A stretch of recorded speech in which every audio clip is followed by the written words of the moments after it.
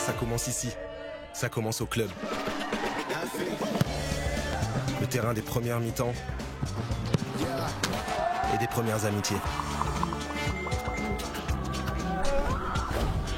Ça commence ici, les contrôles qu'il ne faut pas rater. Les cours particuliers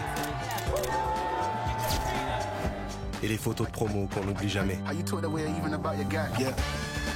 Ça commence ici, les leçons qu'on n'a plus besoin d'apprendre. Les vestiaires qui ne sont pas des vestiaires, mais des salles de concert. Ça commence ici, les premiers stress. Les vocations aussi, elles commencent toutes ici.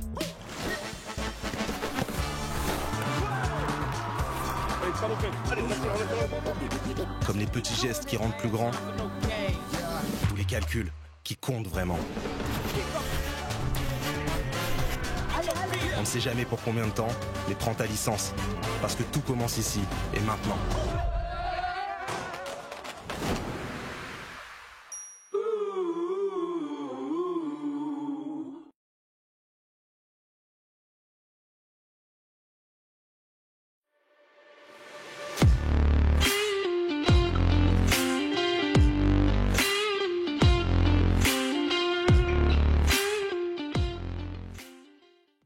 Bonsoir à toutes, bonsoir à tous, bienvenue pour ce webinaire d'information sur les labels fédéraux Crédit Agricole de la saison 2022-2023.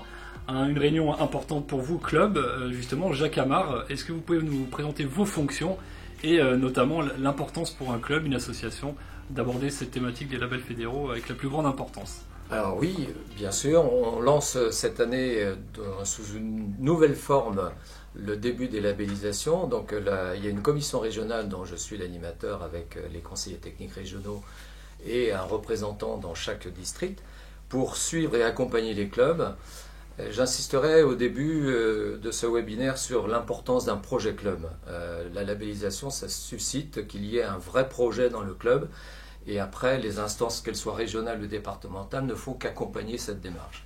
On verra après les critères nécessaires à la labellisation. Mais le plus important, c'est que le club soit déjà dans un projet qu'il a instruit et que nous, on l'accompagne ensuite pour voir à quel niveau il peut être labellisé.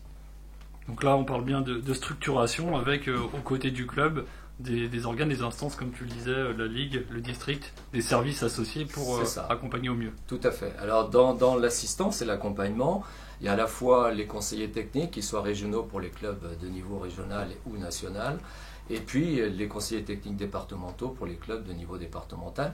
Ils sont à chaque fois en binôme, ça veut dire qu'ils sont accompagnés aussi par un élu. Ça peut être un membre d'une commission, enfin peu importe, mais un élu, un bénévole, qui vient aussi apporter sa connaissance sur certains aspects, notamment le projet associatif ou le projet éducatif. Parfait. Merci Jacques Amar. On va pouvoir donner la parole à Lionel Duclos, le directeur technique régional. Oui, et bonne soirée, bon webinaire à tous et à tout à l'heure. Bonsoir à toutes et à tous. Comme a pu le dire Jacques Amar tout à l'heure, effectivement, le premier point de développement de la Fédération française de foot aujourd'hui, c'est de permettre à tous nos clubs sur l'ensemble du territoire de construire un projet club. Notre cap, c'est un club, des adhérents, un projet. Lionel, tout simplement, est-ce que tu peux revenir un peu plus précisément sur ce projet club et le rôle que peut avoir les membres de l'ETR? L'équipe technique régionale, en lien avec le binôme accompagnateur-élu, participe activement à la phase d'accompagnement pour permettre au club de se structurer dans le cadre de ce projet club. Donc c'est d'abord des visites qui permettent au club d'avoir des outils, d'être en connexion avec l'institution fédérale, dans un premier temps pour bien faire le diagnostic du club, et ensuite d'être accompagné, y compris sur des visites terrain, en fait, pour des évaluations techniques et pédagogiques qui permettent de voir comment les 4 volets qui composent le club, c'est-à-dire le volet associatif, le volet éducatif, le volet technique sportif et le projet de formation, peuvent être accompagnés au mieux par le binôme dont font partie les conseillers techniques sur l'ensemble du territoire de la Ligue des Pays de la Loire. Même si c'est connu par la plupart des clubs, certains vont candidater pour la première fois. Est-ce que tu peux rappeler globalement les 3 labels existants et également les 3 niveaux de labellisation? Les 3 labels existants, très simple. La nature des labels, c'est en fonction de la volonté du club, c'est-à-dire le label jeune, le label école de foot féminine et le label futsal. À l'intérieur de chacun de ces 3 labels, 3 niveaux. Donc les clubs pourront postuler en fonction de leurs caractéristiques, et puis dans la phase d'accompagnement, on les orientera pour pouvoir faire en sorte de répondre au cahier des charges.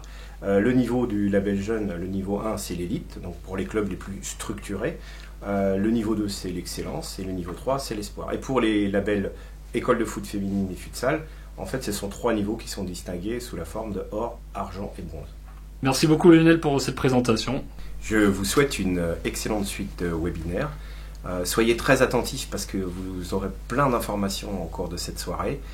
Nous restons à votre service pour de plus amples renseignements et questions dans les échanges pour vous permettre de vous accompagner, et surtout, très bonne saison à tous. Après donc Jacques Amar et Lionel Duclos à l'instant, on est désormais avec Lydie Charrier, conseiller technique régional développement et animation des pratiques. Et on va aborder, Lydie, avec toi, la démarche administrative nécessaire, indispensable pour la labellisation de mon club. Peux-tu nous donner toutes les informations nécessaires, justement ?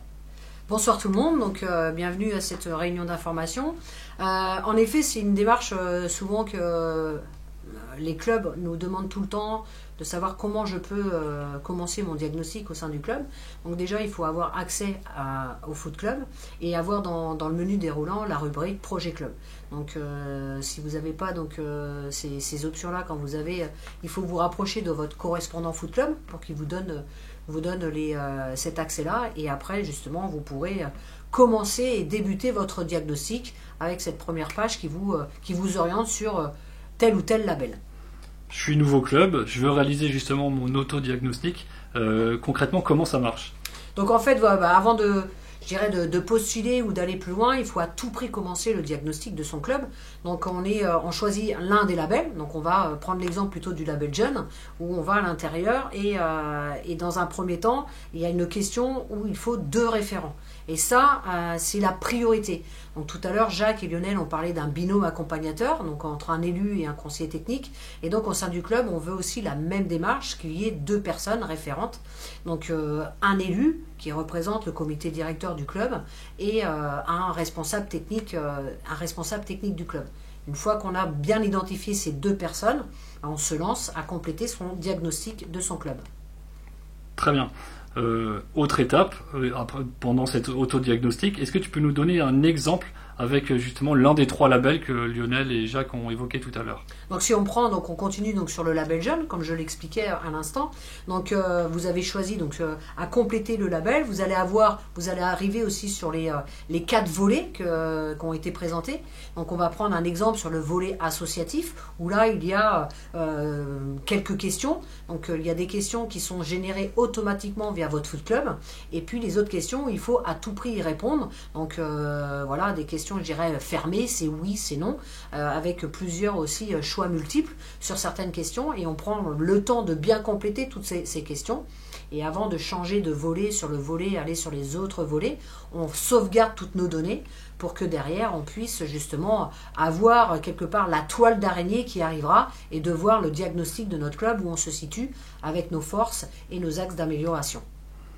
Très bien, donc la démarche pour candidater désormais, où on l'évoquait ensemble, si j'ai bien compris Lydie, je fais la même démarche pour chacun des autres projets.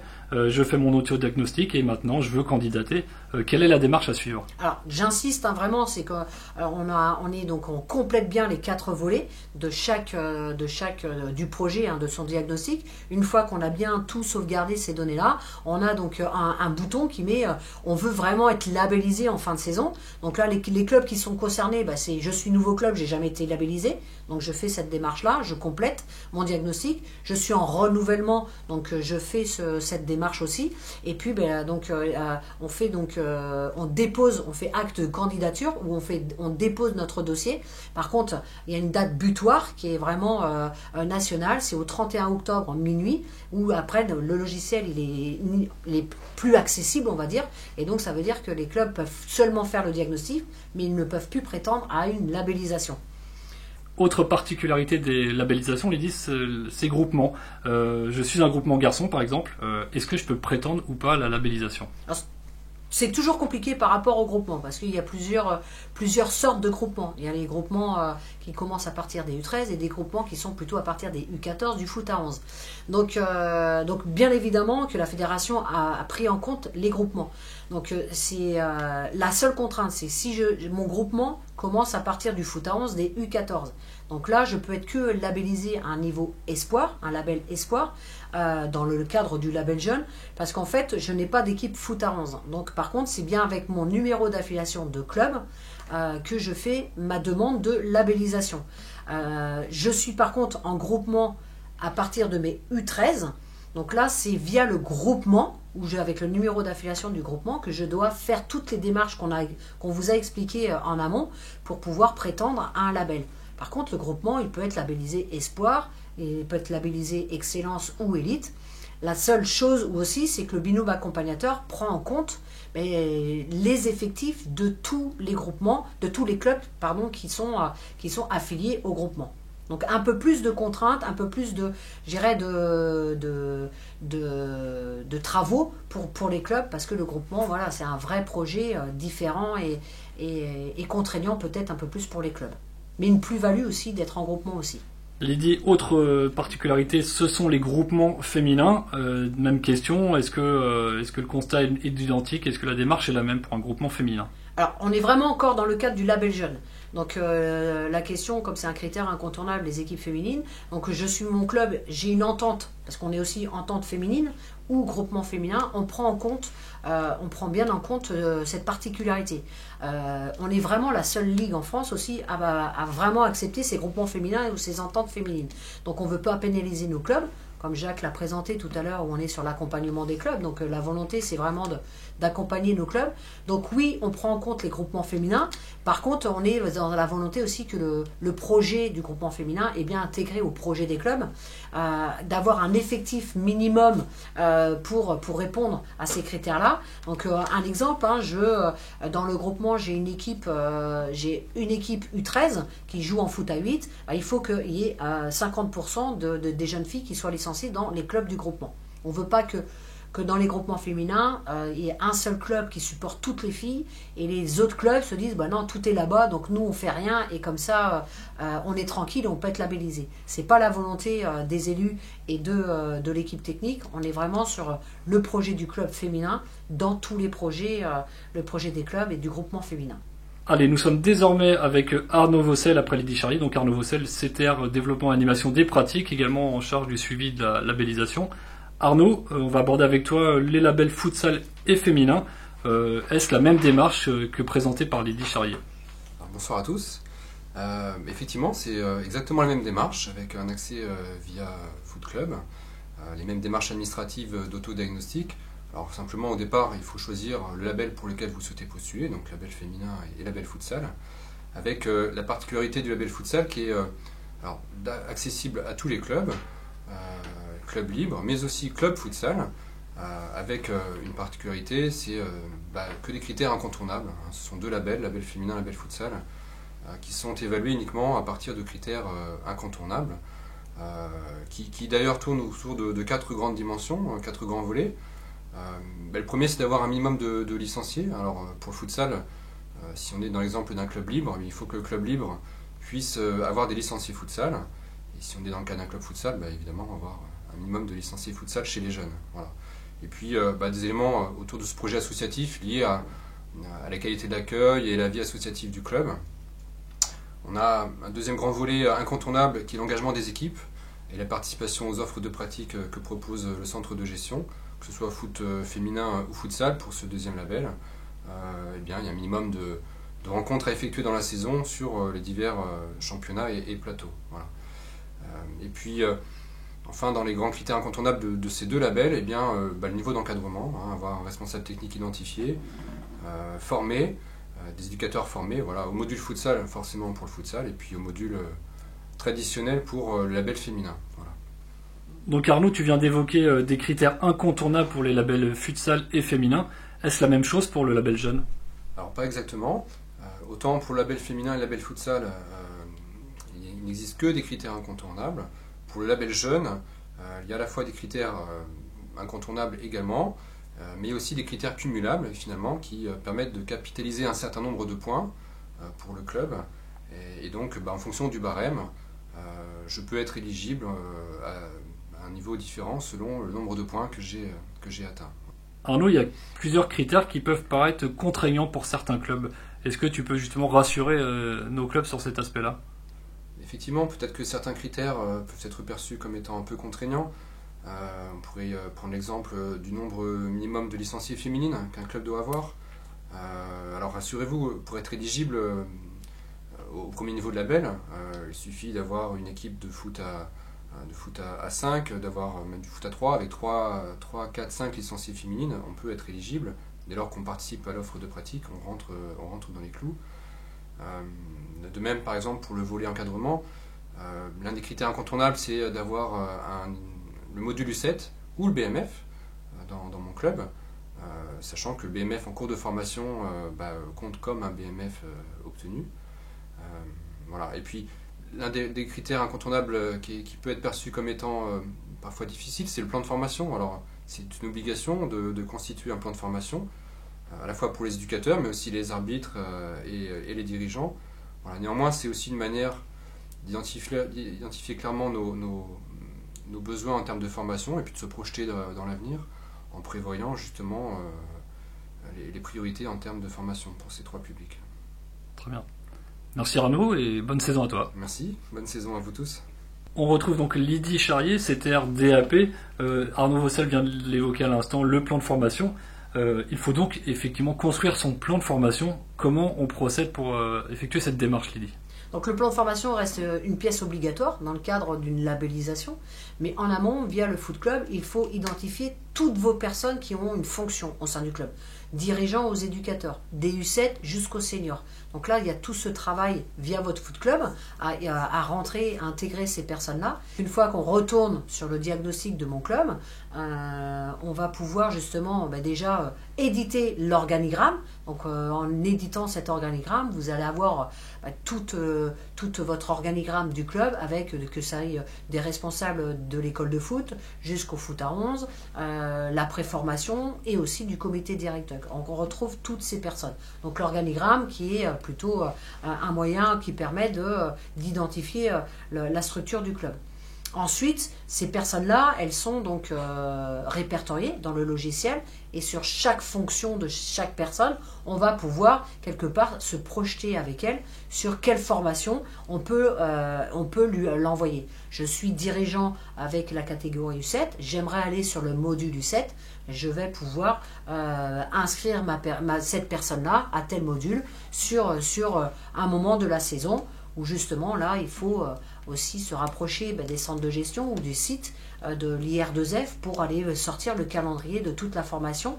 Je parle des dirigeants, des éducateurs pour pouvoir justement construire le plan de formation de nos personnes. Et concernant donc Lydie, ce plan de formation à mettre en place sur cet outil de Foot Club, j'ai cru voir qu'il fallait déposer des pièces justificatives justement. En effet, donc aujourd'hui, à chaque onglet, il y a des pièces justificatives qui sont obligatoires. Donc sur la première page, quand vous êtes sur votre diagnostic, il y a des justificatifs que nous, en tant que binôme accompagnateur, elles sont obligatoires, dont l'organigramme que je vous ai présenté tout à l'heure. L'organigramme technique, administratif, qui est obligatoire à déposer. Donc voilà, sur les pièces justificatives, la nouveauté aujourd'hui, c'est qu'on peut déposer plusieurs justificatifs. La saison passée, on pouvait mettre qu'une photo ou en PDF, alors qu'aujourd'hui, on peut mettre plusieurs pièces justificatives.